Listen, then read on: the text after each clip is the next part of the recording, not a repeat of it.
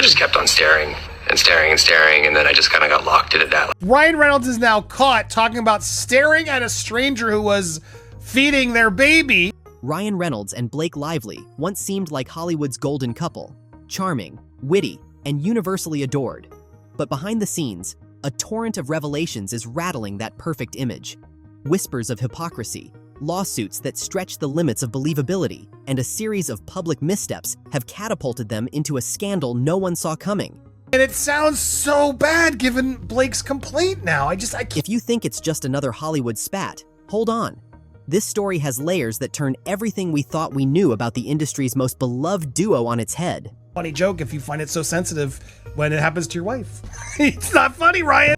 Not long ago, if you uttered the names Ryan Reynolds and Blake Lively, you'd picture playful social media banter, red carpet jokes, and that near-mythical fairy tale romance. From big-budget superhero flicks to heartfelt romantic comedies, their combined star power made them practically untouchable. Fans were used to seeing them exchange hilarious tweets or poke fun at each other during interviews. It was a brand. Ryan was the mischievous charmer, Blake the poised fashion icon. But that squeaky clean reputation began to show small fractures over the last year.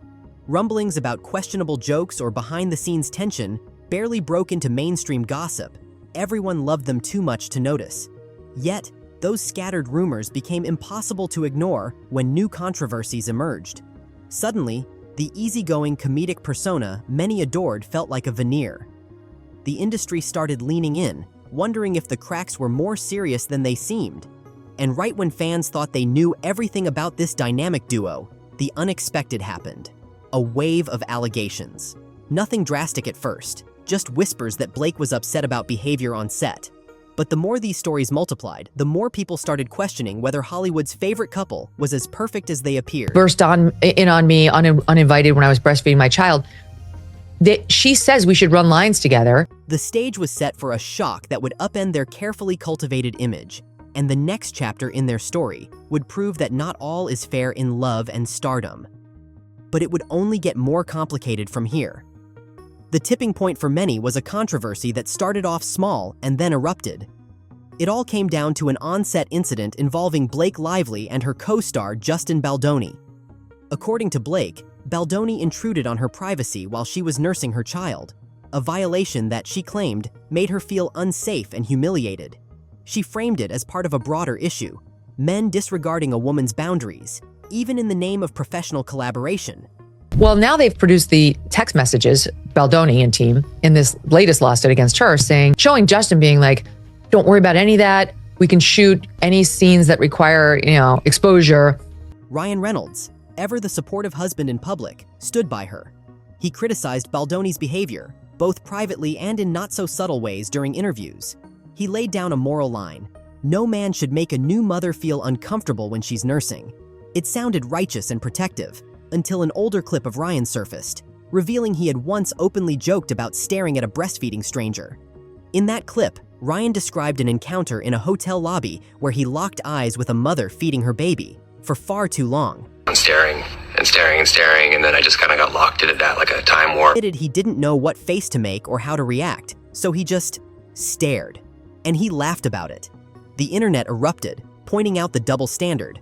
How could Ryan cast stones at someone else when he proudly recounted a similar scenario? It wasn't just a tiny oversight.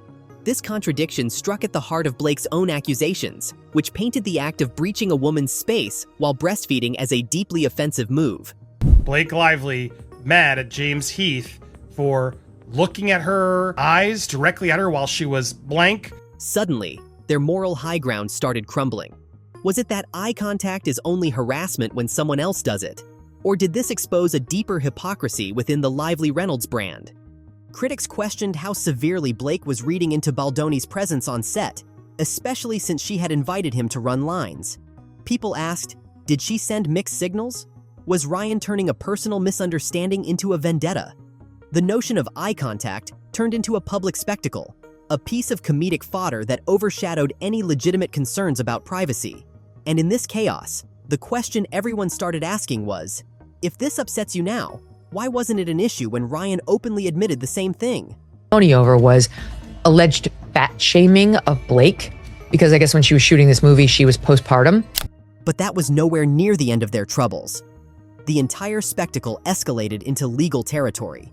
Blake filed a lawsuit accusing Justin Baldoni of a string of actions she deemed harassing, from breezing into her trailer unannounced to allegedly making snide remarks about her postpartum body.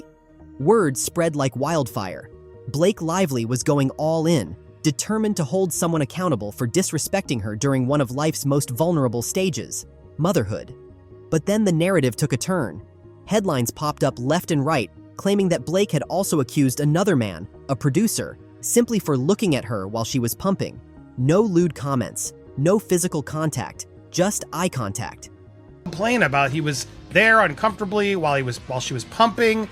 In a climate where serious issues of harassment rightly get attention, many found these claims outlandish. Was it a genuine attempt to shine a light on how women feel uncomfortable in certain settings? Or was it an overreach, turning an ordinary glance into a legal weapon? Meanwhile, Ryan was doubling down. He publicly attacked Baldoni, framing him as a serial boundary crosser. Yet the bigger story became Ryan's own admissions. Critics pointed out that if eye contact is so distressing, then Ryan's years-old hotel lobby anecdote was equally worthy of condemnation. It didn't help that Ryan had joked about it as though it were no big deal, exactly the attitude Blake and Ryan claimed to be fighting against in court. All of this fueled speculation that the lawsuit was less about justice and more about exerting power. She's saying, F with me, and we'll crush you. Observers accused Blake of using the court of public opinion to settle personal vendettas. Some believed Ryan was the driving force, using his comedic persona to overshadow or punish someone who dared to stand against his wife's narrative. But as more facts trickled out, the public's trust in Blake and Ryan took a hit. People started noticing inconsistencies. If you're outraged by these incidents, why were you comfortable openly admitting similar behaviors? Why expect entire sets to revolve around your comfort if you also make light of identical scenarios in your private life? It became a loop of contradictions that tarnished their carefully built moral stance. And just when you thought things couldn't get more tangled, an unexpected name burst into the fray. Enter Taylor Swift. For years, she and Blake were the definition of celebrity best friends, spotted together at holiday celebrations, exchanging supportive social media posts, and offering each other cameo appearances in high-profile projects. Fans adored their bond, but that public friendship began to crack under the weight of Blake's lawsuit. According to rumors, Blake had been name-dropping Taylor behind closed doors in a bid to gain leverage. In legal circles, the mere mention of Taylor Swift's name instantly draws headlines, and many believed Blake used that to her advantage. But the big twist: reports indicated Taylor had zero clue that Blake was dragging her into this war. She was livid when she found out her name could be subpoenaed as part of the case. Swift's team, known for its impeccable PR strategies, went silent. In a world where Taylor often defends her friends publicly, her refusal to issue a statement on Blake's behalf spoke volumes. It was a clear sign that Taylor wanted no part of a feud that seemed more about personal drama than principle. Once it was rumored that legal teams planned to call Swift for questioning, the potential meltdown became undeniable. It wasn't just Taylor backing away. Blake's co-stars, once eager to shower her with praise, started dodging press questions about the lawsuit. They gave polite non-answers or shifted the topic entirely. Some said they hadn't witnessed any unsettling behavior on set, despite being present. Others just avoided interviews altogether. The silence coming from Blake's usually vocal allies signaled the beginning of an isolation that few saw coming. And then there was Ryan Reynolds, indirectly entangled in this Swift fiasco too. He'd publicly praised Taylor in the past, and she seemed to enjoy his humor, until the narrative turned sour. Now, people began to wonder if Swift was distancing herself from both Ryan and Blake. Whether or not those behind-the-scenes rifts were real, the perception alone was devastating. For a couple so reliant on positive headlines and star-studded friendships, the sudden rift with Taylor Swift was a blow they could hardly afford. But the Hollywood elite weren't done sending signs of disapproval. Ryan Reynolds has long been the cool, self-aware star, especially after playing the wisecracking Marvel anti-hero Deadpool. He broke the fourth wall, ribbed the studio, and made fans feel like they were in on the jokes. Normally, a Deadpool cameo at a major awards show, like the Oscars, would bring down the house in laughter. But something changed at the latest ceremony.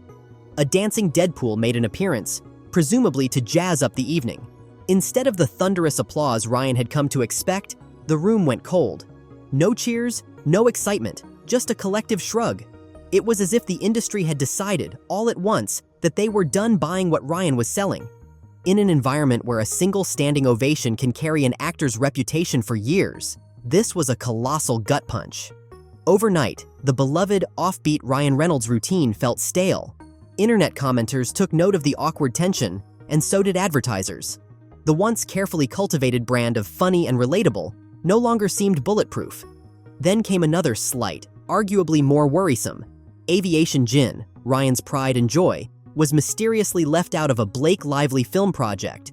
In its place was another gin brand by Paul Feig, which took many insiders by surprise. For years, Ryan had seamlessly integrated his liquor brand into his Hollywood presence, from cameo commercials to cameo mentions. If Blake was starring in something, you'd expect Aviation Gin to be front and center. Except this time, it wasn't. The message was clear. Certain power brokers in Hollywood were distancing themselves. Could it be that the drama swirling around Ryan and Blake had made them toxic?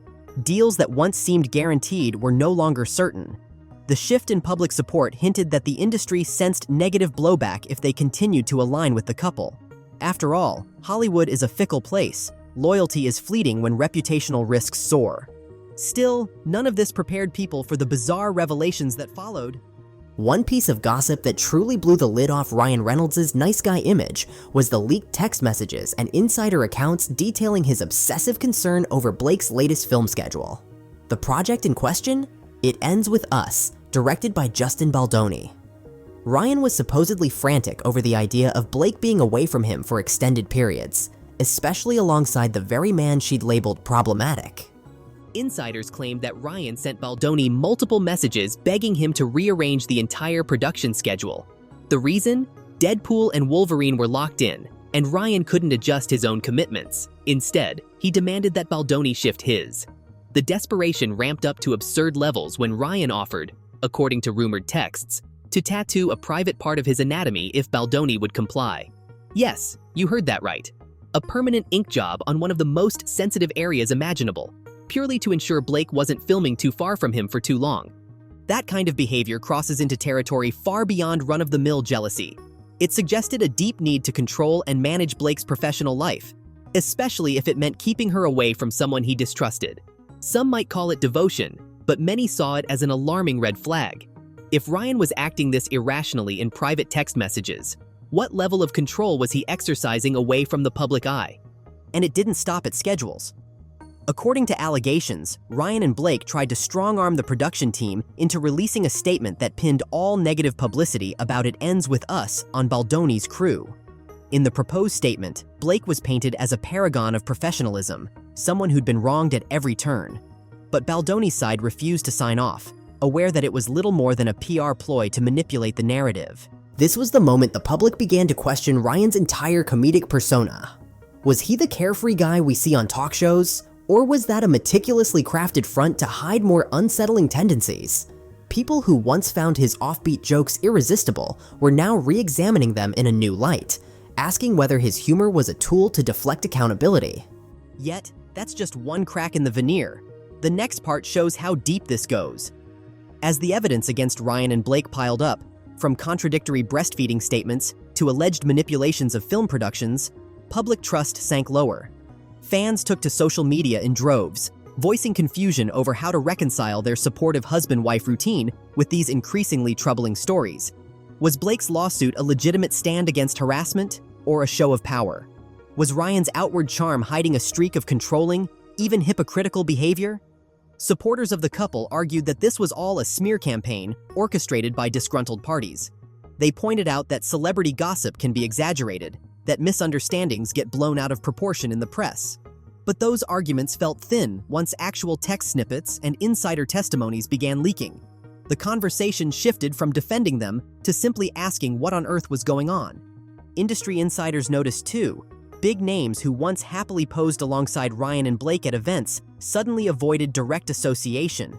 Hollywood thrives on alliances, and no one wanted to risk their own brand by joining a sinking ship. Some longtime friends tried neutrality, while others offered vague statements like, "I hope everything gets resolved." In Tinseltown, That's as good as a public disavowal. Meanwhile, the couple's own PR efforts seemed more frantic than ever. Ryan's Twitter feed, usually a goldmine of witty quips, took on a more subdued tone. Blake tried sporadic social media updates to pivot the public conversation back to motherhood, style tips, or other harmless topics. But every new post was met with a barrage of skeptical comments. Once the trust bubble burst, it became impossible to hush the critics. And so, as the headlines mounted and the criticism grew louder, the question became, how does this all end? Ryan Reynolds and Blake Lively spent years crafting an image of playful banter and genuine love. They branded themselves as the couple you could root for, successful, philanthropic, and just rebellious enough to keep things fun. But the events of these past months have challenged that story in ways no one anticipated. From lawsuits hinging on eye contact to revelations about Ryan's own breastfeeding incident, the contradictions are too glaring to ignore.